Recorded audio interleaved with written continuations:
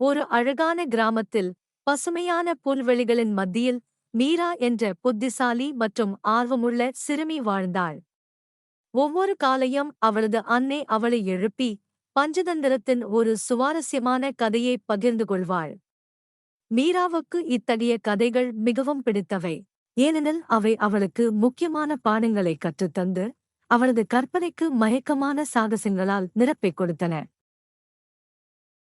ஒரு நல்ல காலை, மீரா உழைப்பதற்கு முன் படுக்கையில் அலைபேசியோடு இருந்தாள்.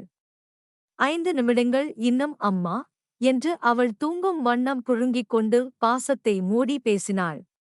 அவளது அன்னை சிரித்து சொன்னாள், சரி, ஆனாலும் ஒரு புத்திசாலி முயல் மற்றும் ஒரு வலிமையான சிங்கத்தை பற்றிய கதையைச் சொல்கிறேன்.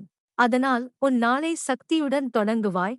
ஒரு கதையின் பெயர் கேட்டதும் மீராவின் கண்களில் ஒளி பாய்ந்தது.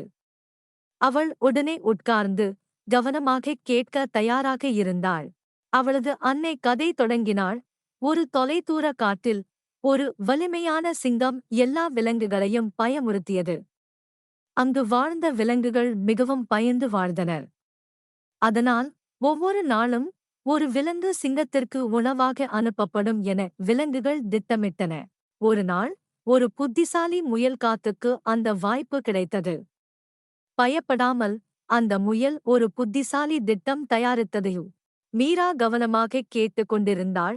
அவளது அன்னை தொடர்ந்தாள். முயல் சிங்கத்திற்குப் போகும்போது அது சிங்கத்தைச் சந்தித்து தாமதமாக வந்துவிட்டேன் என்று கூறினான். சிங்கம் கோபமாக பெணி போடினான். அதற்குப் பதிலாக முயல், நான் தாமதமாக வந்தேன், ஏனென்றால் காட்டின் மற்றொரு சிங்கம் என்னை தாக்க வந்துவிட்டது. அது உன்னைவிட பலவானதாகக் கூறினான் என்று சொன்னது. பதறியோடு சிங்கம், அந்த சிங்கத்தை எங்கு உள்ளது என்று கேட்டது. முயல் அதை ஒரு ஆழமான கிணறு அருகே கொண்டு சென்றது. அது இங்கே உள்ளது, உன்னை காத்துக்கொண்டு இருக்கிறது யூட் என்றபோது சிங்கம் கிணறு நகர் பார்த்தபோது அதில் தன் பிரதிபலிப்பு மட்டுமே கண்டது. அதனாலே அது தவறாக அதனை மற்றொரு சிங்கமாக நினைத்தது. பைத்தியமாக கிணற்றுக்குள் குதித்து போராடினான். இதோ அந்த சிங்கம் இறந்துவிட்டது. மீரா கையால் தட்டிச் சொன்னாள். வா அம்மா. முயல் எவ்வளவு புத்திசாலி இருந்தது. அவளது அன்னை சிரித்துப் பொங்கினாள். முயல் எமக்கு ஒரு முக்கியமான பாடத்தை கற்றுக் கொடுத்தது. அது அறிவு என்பது மிகப்பெரிய சக்தியையும் வென்றுவிட முடியும் என்று. பிறந்த நாளில் கிராமம் அருகிலுள்ள பாயலில் விளையாடும் போது மீரா ஒன்று விசித்திரமாகக் கண்டுபிடித்தாள். ஒரு குழு கொடுங்கோழிகள் விவசாயிகளின் கூண்டுகளிலிருந்து பழங்களை திருட்டு சென்று விட்டன. விவசாயிகள் அதன் அருகிலிருந்தார்கள், மனம் நிறைந்தவர்களாக, எவ்வாறு பழங்களை மீட்டெடுப்பதென்று அறியாதவர்கள். மீரா அவளது அன்னை சொல்லிய கதை நினைவில் கொண்டு அவள் பரிசோதனை செய்ய ஆரம்பித்தாள். நான் ஒரு திட்டம் தயாரித்துள்ளேன், நீங்கள் பிச்சைக் கோழிகளை நொறுக்காமல் பழங்களை திரும்பப் பெற முடியும் என்று கூறினாள். விவசாயிகள் மீராவின் திட்டத்தை விரைவாக நிறைவேற்றினார். அவர்கள் ஒரு காலியான கூடை எடுத்தனர். அதில் மெதுவாக ஒளிரும் நிறமிகு கண்ணாடி மரபுகள், மார்பிள்ஸ், நிரப்பினர். அவை கொஞ்சம் அரிதான சுவையான பழங்களாக காட்சியளிக்கும் என்று எண்ணினர். அதனை அவர்கள் கிணற்றுக்கு அருகிலிருந்து வைத்தனர். அதன் பின்னால் சில மரங்களின் பின்னால் மறைத்து வைத்தனர். ஷூட் குரங்குகள் ஆர்வமாக விசித்திர பழங்களை வைக்கப்பட்டு காணும்போது அவை மற்றொரு பழத்தை தேர்ந்தெடுக்கத் துவங்கின.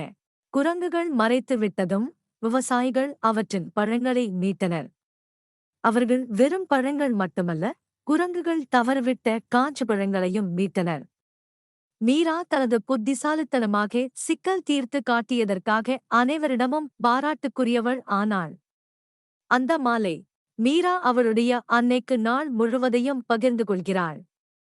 அவளது அன்னை அவளை சிநேகபூர்வமாக வசிந்தாள். முயல் காத்தின் கதை அதுதான், சிங்கத்துடன் மட்டுமே அல்ல என்றாள் அவள். இந்த சவாலை ஒரு வாய்ப்பாக மாற்றுவதில்தான் மூலமானது. இன்று நீ அப்படியே காட்டியிருக்கின்றாய், என் புத்திசாலி குழந்தையூர். மீரா பெருமிதம் கொண்டு புனிதமாய் புன்னகைத்தாள்.